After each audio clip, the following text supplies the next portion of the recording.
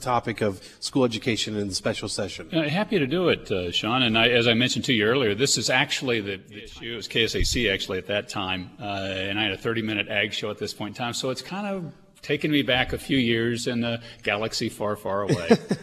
So, and let's just get straight to the topic. First of all, Nick had a question in regards to the process of school education funding. Yeah, what I wanted to ask is, I know that a lot of this is going to get back into, as you put it in the press conference yesterday, the legislative minutia. We don't want to get too far into the weeds, but people need to understand that you're going to have hopefully a bill to sign that has gone through the legislative process. That's correct. How's that going to work as a practical matter for parents that maybe just tuned in when they realized what may or may not have happened to the schools? Well, hopefully they won't see any difference of what will happen, because what you've got going on right now is a dispute between the Supreme Court of the state of Kansas, legislative body, and it's over about $38 million.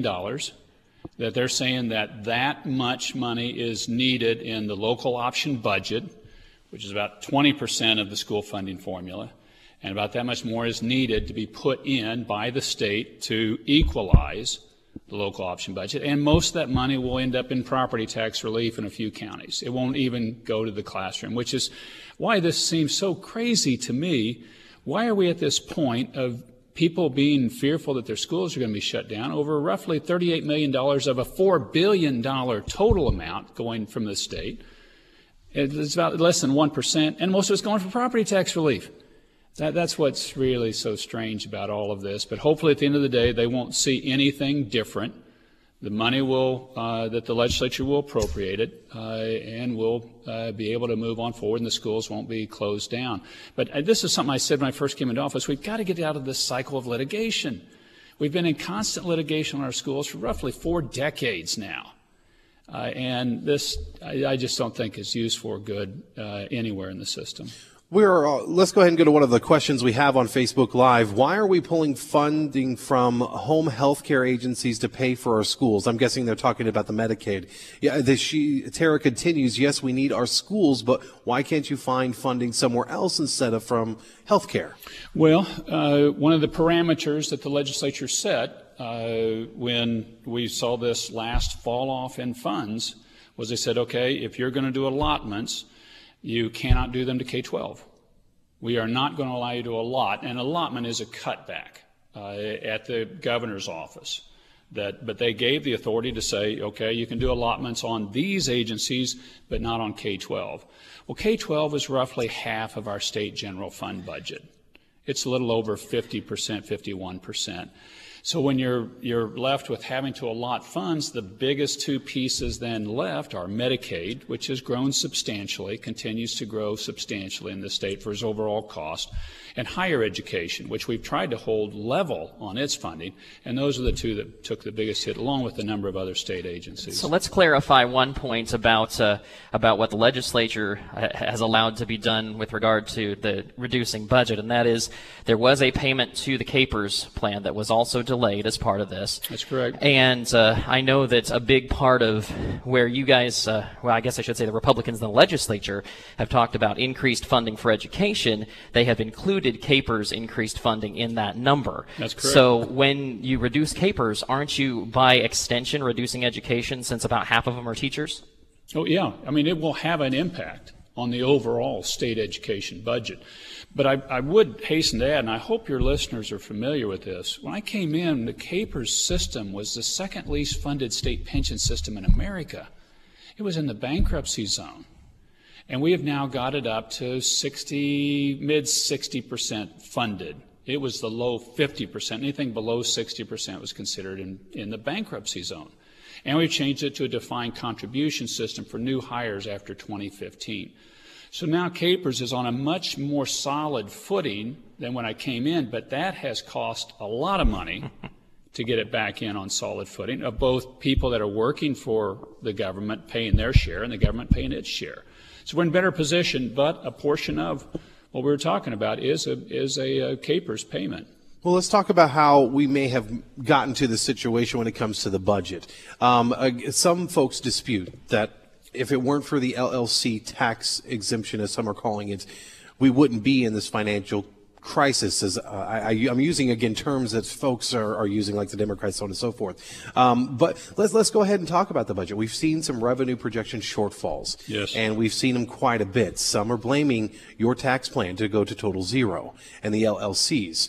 Do you still think that it was a good plan, and is this something you want to continue? You said yesterday you don't want, at this point, if we put the LLC tax back, it's not going to do anything for us in this situation. Not in this situation. But some are saying, well, the buck stops at the top. Is this plan working, and is this something you may, if you knew now what you knew then, would you still do it? Yes, I would. And I'm happy, and let's discuss this, but I also want to look at the parameters of the Kansas economy. For a long time, we've looked at the Kansas economy, and people have said it's a three-legged stool. And that may be an old concept, but it's still kind of the basis of the economy. It's agriculture, oil and gas, and aviation. We've all heard and said this for years. All three of these pegs are not doing particularly well. Oil saw prices go from $90 a barrel to $20. Now they've bounced back some. Agriculture, listen to this. This one is just stunning to me. Average net farm income prior to 2015 for the 5 years earlier, $120,000. That was the average net farm income across Kansas prior to 2015. You know what it was in 2015? About $4,500. Mm-hmm. You've had a tanking there, and then we're still not selling small jets. Now, the aviation industry is doing better, but it has not come back. So your three major legs of the Kansas economy in 2015 took massive global hits. And the tax plan wasn't going to have any impact on it. So now let's go at the LLC piece of it, because in the tax plan overall, what you've seen take place is a shift in the tax burden.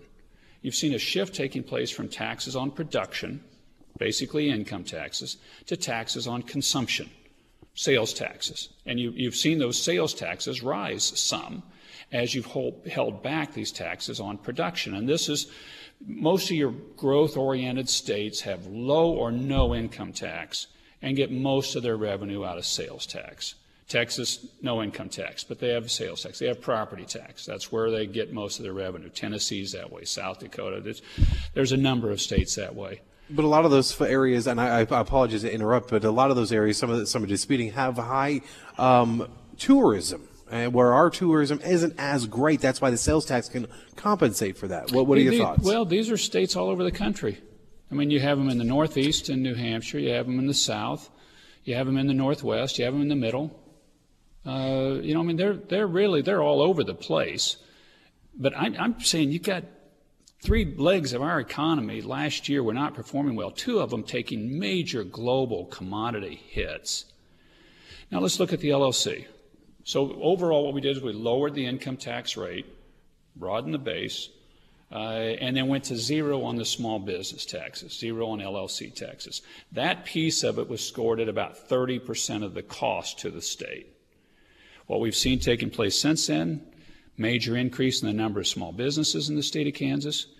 We stopped an outflow of taxpayers from Kansas to going into Missouri. First, in 20 years, we've been losing taxpayers and people to Missouri.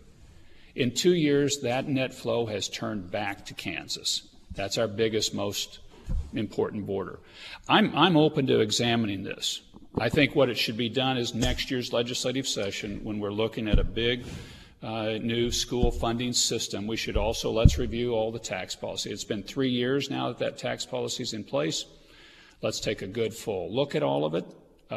People are saying, well, people are closing C Corps and making them into LLCs. We are not seeing that in the data, but we'll have 3 years of data at that point in time, and let's take a good look at it.